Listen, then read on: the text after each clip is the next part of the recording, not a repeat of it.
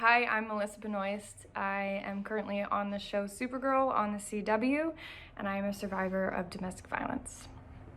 I decided to share my experience with domestic violence as a part of my healing process, even though it took me years to kind of get to the decision of actually taking the step to share it and share it as publicly as I did. I felt like it was going to give me strength to close some of the doors of pain that I had been kind of ruminating in for a while.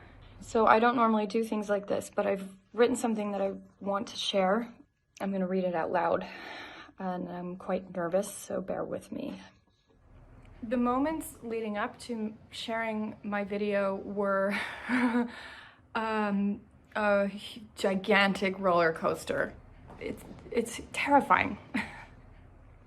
The stark truth is, I learned what it felt like to be pinned down and slapped repeatedly, punched so hard the wind was knocked out of me, dragged by my hair across pavement, head-butted, pinched till my skin broke, shoved into a wall so hard the drywall broke, choked.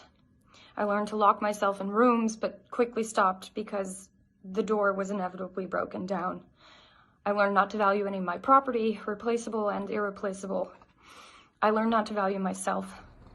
At the beginning of the relationship, I did sense an unease in myself.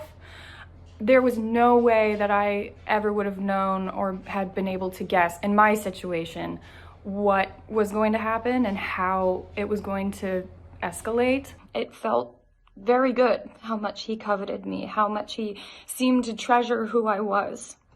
But there were aspects of him as a person that I would clock, controlling behavior and not wanting me to wear certain things when we would go out, not wanting me to talk to people, extreme jealousy.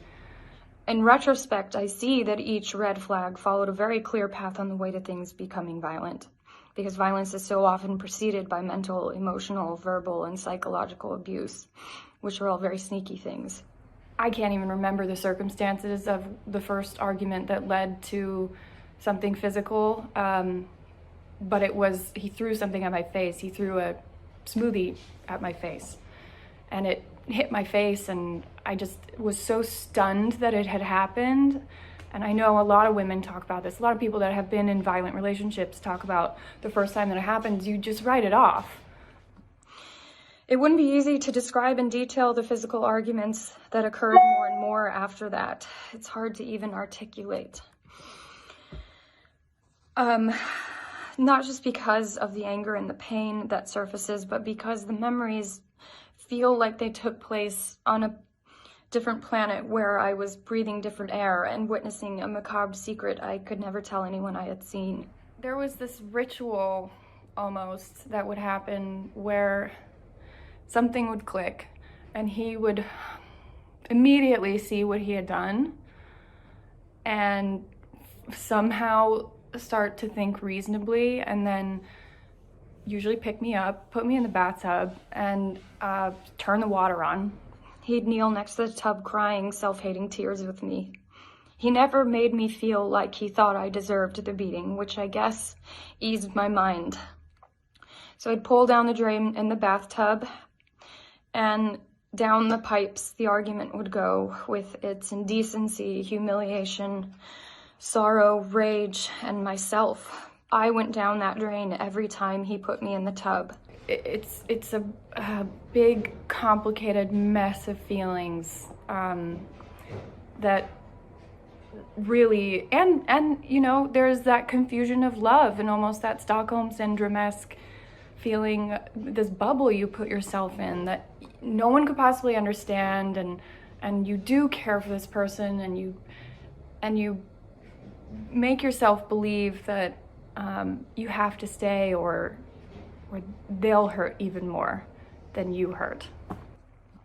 Months and months of this routine passed, and sometimes there wouldn't be a physical argument for a month or two, and I would distrustingly rejoice in the peace, thinking maybe it's actually different now. And things were different, but not for the better. I developed an astonishing poker face, but inwardly I was the ugliest version of myself I had ever known. I became unreliable, unprofessional, sometimes unreachable. There were stretches of weeks where I wouldn't get out of bed for more than 2 hours a day. I just made excuse after excuse after excuse. You get into this habit of excusing everything and lying, essentially. I became a very good liar to people that I really loved and had never lied to before. And then he threw something at my face again, only this time it was significantly worse. It was a blow to my face with his iPhone. The impact tore my iris, nearly ruptured my eyeball, lacerated my skin, and broke my nose. My left eye swelled shut, I had a fat lip, blood was coursing down my face, and I can remember immediately screaming at the top of my lungs. It was a pretty bad injury, and this eye is not going to recover, and my vision is still pretty blurry, and it's very weird in low light, and my pupil was dilated for a really long time after. After it happened, complete stillness blanketed the room. We panicked. He put me in the bath time, but this time that wouldn't be enough. This wasn't going to be easy to hide, let alone fix, and something inside of me broke. This was too far. I couldn't flush this one down with the tug of the drain. We made up a flimsy story together. I had tripped and fallen on the stairs of our deck and hit my face on a potted plant. We called our mothers, all of my representatives, who then had to call producers and directors I was working with. He drove me to the hospital. There were police officers at the hospital and doctors. The doctors had all pulled me aside and made him leave the room, and so many people had asked me what the origin of the injury was, and I stuck to the story, and I stuck to the story really well. And emotionally after that, I was done.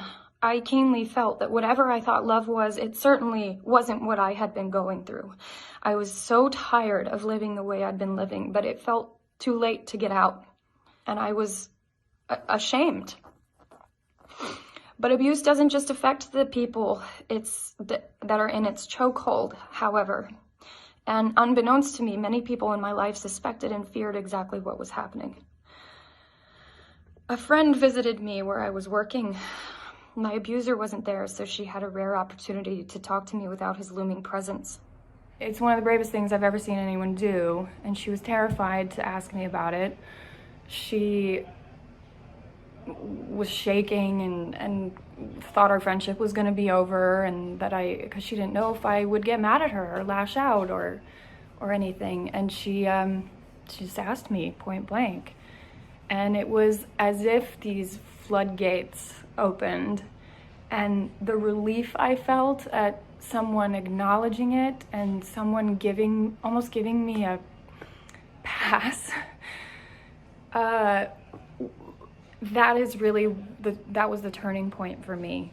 If you know someone that you suspect is going through that, or if you see something, you can do something about it, and it will change someone's life. The violence I endured, and yes, even tolerated, the lies I told, the protection I gave my abuser, these facets all paint the dark and sinister portrait of that time of my life. But recusing those habits and breaking that cycle was the most rewarding, empowering choice I have ever made for myself. I feel an enduring strength and self-assurance that has dug its roots deep within me. The healing process was and has been a lot of therapy and a lot of self-reflection and crying and reading, and just I still come up against obstacles, and that's normal, and whenever I do, I cross that bridge when I come to it. Here's the irony about enduring an ordeal like a violent relationship.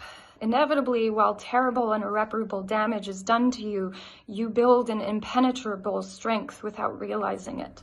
Right after I posted my story and my video, it was a lot of people saying I'm a survivor too, and I got out, and it's so many more people than you realize have experienced some sort of domestic violence. If you are enduring what I went through and you see this, maybe you will find this tiny straw that will break the camel's back. Or at least you might begin to think of your freedom, in which case I am here. I am with you. I think I'd want to share with women today that are experiencing it now, especially during this pandemic, that there is help out there. People do care.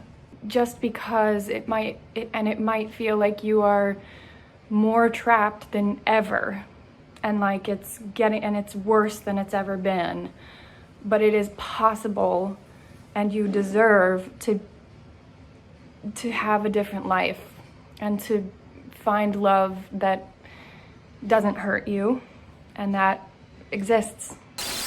Pois é, pessoal, esse aí foi o vídeo. Muito triste ouvir esse relato e saber que isso existe. A mensagem que fica é que se você é um homem e tá querendo dar uns tapas na sua namorada, primeiro dá uns tapas em si mesmo bem na cara, até a ideia sair da sua cabeça, beleza? Esse aqui, pessoal, é o Glitch Subs. Inscreva-se no canal para ajudar na produção de mais conteúdo. Muito obrigado pela sua visualização e até a próxima.